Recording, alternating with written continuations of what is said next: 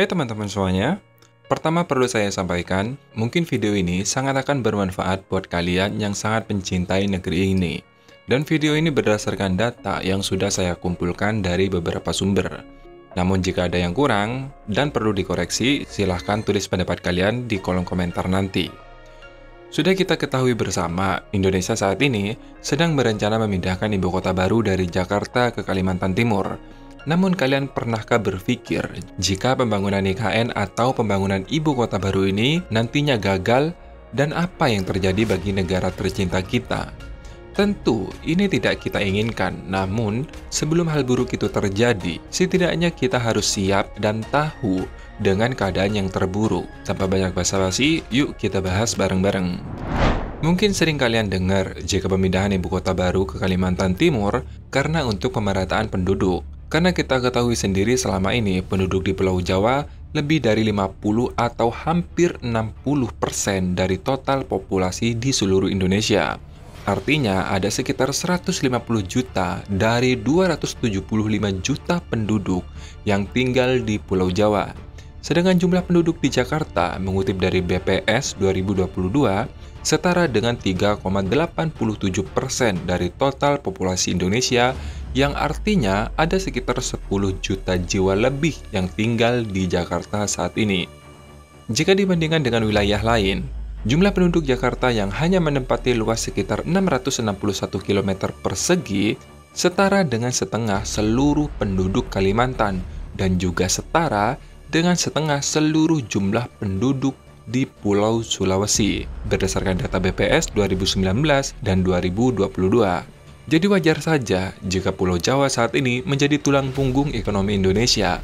Ya, karena Pulau Jawa menyumbang sekitar 57,89% dari PDB nasional kita.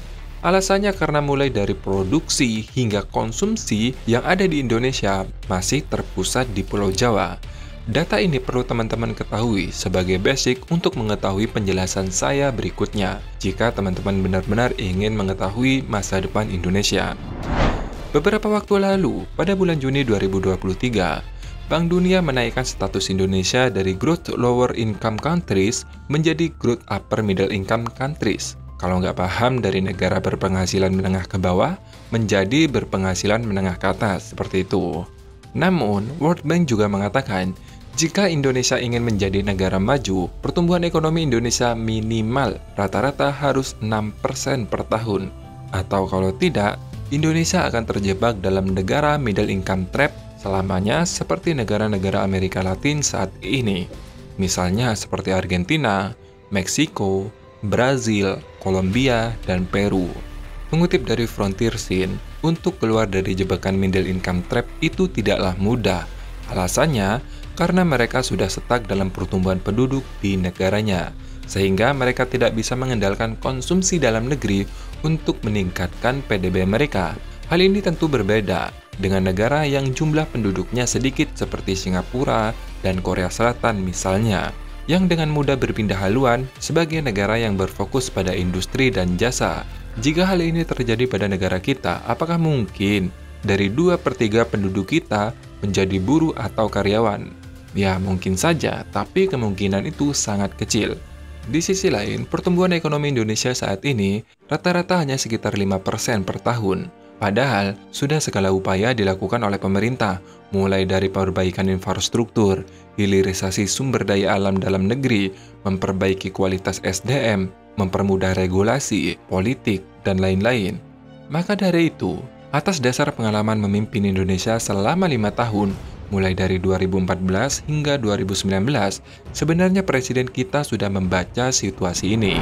Jika kita tidak berani transformasi dari sekarang sampai kapanpun, kita akan sulit jadi negara maju. Selama ini, Indonesia hanya punya satu mesin sebagai andalan untuk mendorong ekonomi Indonesia, yakni Jakarta. Maka dari itu diperlukan mesin baru untuk mendongkrak pertumbuhan ekonomi di Indonesia. Tanpa banyak babi bu, pada 26 Agustus 2019, Presiden Jokowi memantapkan untuk memindahkan ibu kota dari Jakarta ke Kalimantan Timur. Keputusan itu disampaikan oleh Jokowi dalam keterangan pers di Istana Negara di Komplek Istana Kepresidenan. Meski banyak yang mengatakan ibu kota ini hanya sebagai pusat administrasi, bahkan pihak pemerintah sendiri, namun tidak bisa dipungkiri bahwa ibu kota ini nantinya juga akan menjadi mesin pendorong pertumbuhan ekonomi Indonesia. Menurut Dr. Amalia Adininggar Widyasanti, bahwa pemindahan ibu kota negara mampu mendorong pertumbuhan ekonomi Indonesia. Bahkan IKN Nusantara diproyeksikan menjadi super hub ekonomi nasional. Lebih lanjut, PSG dari jebolan Melbourne University ini juga mengatakan pemindahan ibu kota dari Jakarta bukanlah memindahkan aktivitas ekonomi yang ada di Jakarta, namun lebih ke menciptakan aktivitas ekonomi baru. Supaya Indonesia bisa keluar dari middle income trap, Indonesia butuh pertumbuhan ekonomi rata-rata 6% per tahun. 6% itu bukan angka yang kecil, tetapi 6% itu adalah harus dicapai dengan usaha yang besar. Salah satu usahanya adalah kita akan mengembangkan super hub ekonomi Nusantara. Salah satu strateginya adalah New Capital City Development atau Ibu Kota Nusantara. Mengapa Ibu Kota Nusantara ini bisa menjadi salah satu engine of economic growth in the future? Karena dengan adanya pengembangan Ibu Kota Nusantara ini, kita bukan saja memindahkan Ibu Kota ke Nusantara, tetapi kita juga menciptakan 6 economic cluster yang akan menjadi engine of Indonesian future growth. Jadi ini akan menjadi sumber baru pertumbuhan ekonomi Indonesia masa depan. Kita tidak akan memindahkan aktivitas ekonomi dari Jakarta ke ibu kota, tapi kita akan membangun aktivitas ekonomi baru, menjadi pendapatan baru untuk masyarakat, menciptakan domestic value chain. Nah, dari sini kita bisa melihat bahwa pembangunan IKN adalah pedang bermata dua yang sewaktu-waktu bisa mengenai pemiliknya sendiri. Jika pembangunan IKN ini berhasil, maka bisa dipastikan Indonesia akan sangat mudah keluar dari jebakan middle income trap atau negara yang berpenghasilan menengah, seperti negara-negara Amerika Latin saat ini. Namun, jika pembangunan IKN ini gagal, maka Indonesia juga bisa dipastikan akan terjebak dalam negara berpenghasilan menengah dan mungkin saja selamanya. Berkaca dari data tadi, pembangunan IKN bukanlah opsi karena sebenarnya tidak ada opsi yang dimiliki oleh Indonesia selain menciptakan aktivitas ekonomi baru. Usaha ini tentu lebih baik daripada kita dengan pasrah menerima akan selamanya terjebak dalam negara berpenghasilan menengah untuk selamanya di masa yang akan datang. Makanya saya bingung juga banyak pengamat yang tidak setuju dengan pembangunan IKN ini. Kalau orang awam, oke lah, saya maklumi. Tapi yang saya sesali, kenapa orang-orang yang berpendidikan tinggi bahkan berstatus sebagai pengamat itu tidak setuju? Saya pribadi yang tidak memiliki background pendidikan yang tinggi-tinggi amat, tidak punya gelar profesor doktor, namun saya sangat mudah memahami kondisi yang dihadapi Indonesia saat ini. Karena saya benar-benar ingin mencari data dan ingin belajar. Apakah mereka memilih melihat anak cucu 275 jiwa sengsara di masa yang akan datang hanya demi kepentingan atau ego pribadi? Entahlah, saya nggak bisa berspekulasi lebih jauh karena saya tidak tahu alasannya apa. Dan lebih parahnya, jumlah pertumbuhan penduduk di Indonesia tergolong sangat pesat. Data BPS menunjukkan sekitar di angka 1 hingga 1,13% per tahun pada tahun 2023. Artinya, jumlah penduduk Indonesia bertambah sekitar 275.000 jiwa per tahun, dan ini akan terus berlanjut hingga puncaknya pada tahun 2050. Sedangkan target Indonesia menjadi negara maju sepenuhnya pada tahun 2045 yang kita kenal sebagai Indonesia Emas. Kondisi diperparah dengan bonus demografi yang segera dimulai pada tahun 2030. Jika pemindahan ibu kota ini gagal, maka jumlah penduduk akan tetap berpusat di Pulau Jawa. Akibatnya, kesenjangan ekonomi di seluruh wilayah Indonesia akan semakin meningkat drastis. Karena investasi asing pastinya akan lebih memilih Pulau Jawa sebagai prioritas utama.